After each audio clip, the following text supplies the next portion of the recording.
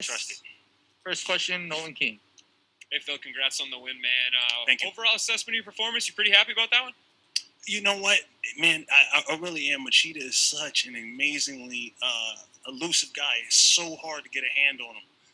I mean, I remember watching him fight Shogun Hua, well, twice actually, and man, he just frustrated Shogun. And Shogun's one of those guys. He swings hard, and Shogun just could not get the movement. He couldn't get him down, and he got Machida got the first win over him. You know.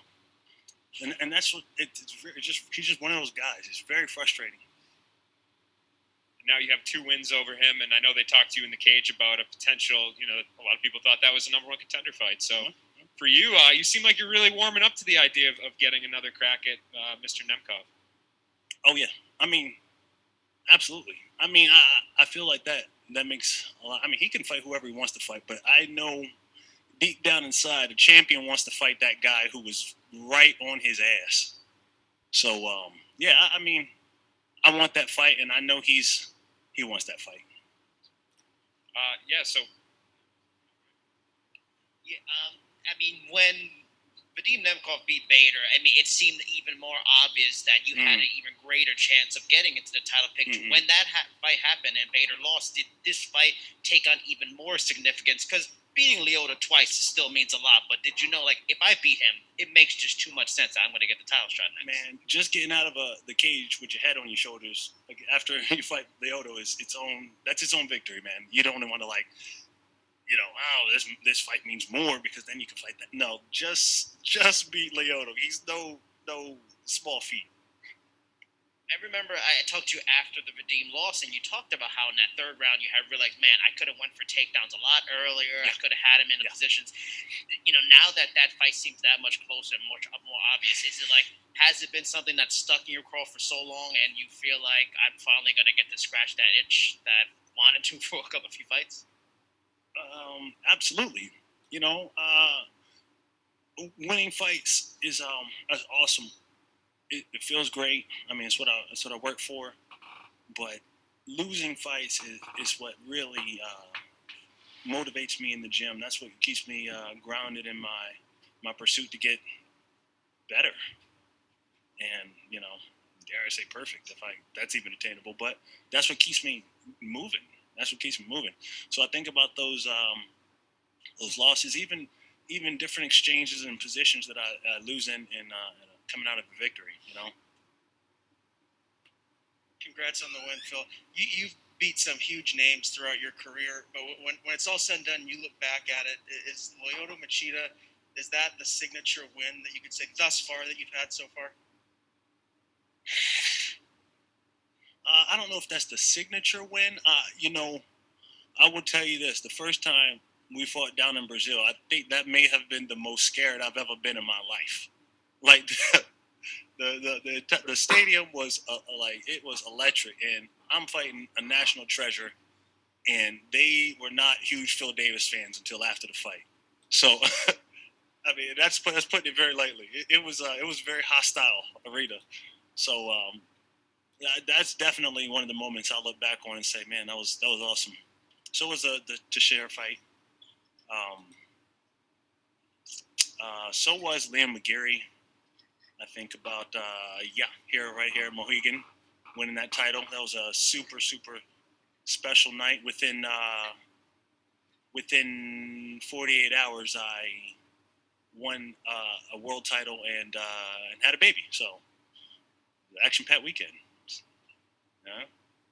Obviously, the goal is to win the belt here, and Nemkov makes sense to be next. But is there a part of you that wants to take on Bader? I mean, you've lost to him twice. You really want to scratch that itch and get in there and get a win? Absolutely not. You gotta let no one to what's that saying? Let sleepy dogs lie, or my grandma would say that dog don't hunt. So we're just listen. It's good. You got me. Moving on.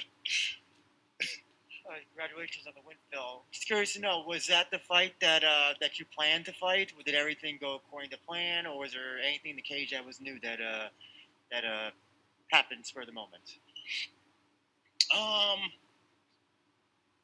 I expected to be able to, the hard thing, man. Machida, he was he was in shape, man. He he was very much so in shape, and normally he slows down kind of in the end of the second and third, and man, he really didn't. He was able to. You got to be able to capitalize on his footwork, and I'm constantly adjusting. He's constantly adjusting. And if you get someone to be able to relax their footwork long enough, I can go for a takedown. I can set up a big right hand or a right kick. And we were just constantly jockeying for position. And, man, that's what I expected, but not for as long as I expected it. When they read that it was a split decision, did you figure for a moment, did anything cross your head, oh no, I'm going to lose this fight? Let me tell you something. Not in Mohegan. Not in Mohegan. Let me tell you. I've been here. It was my fourth fight here. We're gold here. I'm gold here. They know me here. Yeah, this arena. It's awesome. We'll take a couple from the internet, starting with Jay. Hey, Phil, congratulations on the win. We've seen all kinds of crazy stuff during the pandemic, and I know obviously you want to get back to that title fight, but if for some reason Nemkov's not available, can't fight in the relatively near future, is there anything else that makes sense for you at this point?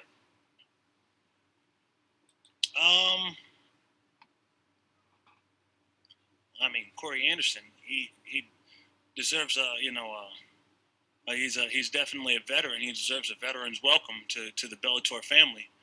But that will be something to talk about, maybe, and only maybe, if Mr. Nemkov isn't available. I mean, other than that. Fair enough. Congratulations. Thank you. Kevin? Hey, Phil.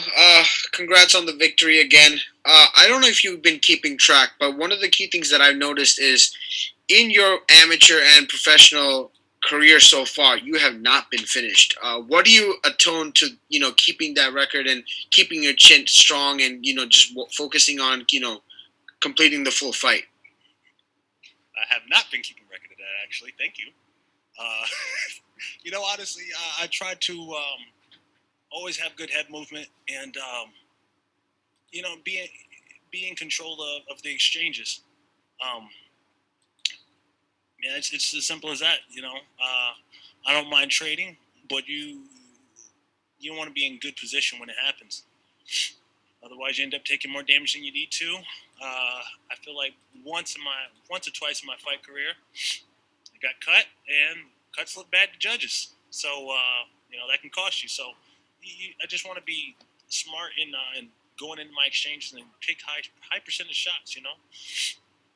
Don't give up my chin. It's another good one. Giancarlo? Hi, Phil. Congrats on the win. Earlier today, Scott Coker made the big announcement that Bellator is going to be moving from Paramount to CBS Sports. Just want to get your thoughts on that, on Bellator moving now to a sports network, and what do you hope that does for you and Bellator's brand going forward? Man, that's big news. Moving up to CBS Sports. Man, it's just an amazing opportunity for the entire Bellator family, for all the fighters here in our stable. Just continuing to raise the visibility of all of our fighters. We have some of the best fighters in the absolute world. I'm not just saying that because the fight here. I say it because it's true. And the more we get our fighters in front of a greater audience, the world will be able to see that. And we're just on a snowball's track to keep gaining more momentum. Thanks, Phil. Mm-hmm. Connor? Hey, Phil, congrats on win. Thank you. You and Lona, in the lead up to this fight, we're both talking a lot about how, you both were very different from the first meeting up to this point. But, talking about this rematch with Nemkov, how different do you feel from the first time you fought him? Man, you just set up what's the date? What's the date of this fight? This rematch from Nemkov? It's going to happen, isn't it? I don't know. Yeah. So, what's going to be different this time with me and Nemkov? Is that what you're saying? How much different do you feel you are from that first meeting? Definitely better, but nothing crazy. I mean, that was what, year and a half, something like that. Definitely better, but nothing crazy. Yeah. What I would look to do with Mr. Nemkov is be in the absolute tippy top best shape of my life, um, and work on absolutely winning that first period, the first round at all costs. I know that I can outlast my opponents, and I just need to put that exclamation point on all of my performances. Just starting out strong, and just allowing the fight just to unfold, and just empty out the tank from start to finish. Thanks, Phil. All right, last question goes to Richard. Phil, congratulations on the victory. Hey, a couple questions for you. First, you talked about fighting Machida in a hostile environment there in Brazil. So what was it like fighting a legend like Machida during a pandemic in an empty arena? Man, I felt safe as hell up in here. It was safe. I mean, listen, when I was fighting down in Brazil against Machida, it was, yeah, you're fighting a legend. That's scary. That's fun. That's exciting. I was scared for my life, but like before, during, and after the fight. You understand what I'm saying? Like entirely different. Like entirely different. Like right here, there's 30 people in the auditorium. Like it's entirely different. It's and you know everybody's super safe, got the mask on. It's you know why not? I don't know. Maybe I should be more afraid of coronavirus, but entirely different things to be worried about. Yeah, and tonight it seems like you beat Machida at his own game. You out Machida. What point in the fight do you really feel you were gaining control and really dictating the pace? You know, again, it's all about angles and footwork. Where Machida does unbelievably well is when guys neglect to understand the angles, and they just get too frustrated and rush in. He'll take your head off either with a straight left hand, or he'll do his jump knee, or he'll just, I mean, he has great knees to the body. He has a really a wide range of things that he does when he catches you coming in and out of position. So the typical rule when a right-hander is fighting a left-hander is to make sure your foot is outside of their foot when you attack. That's general rule. So as I'm fighting him, he fights a little bit wider and kind of angles in, and it's very inviting. You know, in fighting you have these rules, and then when people break the rules, it when people break the rules, like he kind of is, he's setting himself up. He's inviting me to come in with a big right hand because he's so great at countering. So, for me, it was just getting the corner, getting around the outside of his lead leg. And then from there, just staying as busy as I possibly can. If he decides to go inside my foot, then fire off a right hand, fire off a right kick. Really stay active on my right side as soon as I notice he's out of position. And whenever possible, kick his lead leg and kind of force him to be out of position. But again, he's quick, and he sees the same thing I do, so he's rarely out of position, way more so than any other guy. Thank you, Rich. All right, great.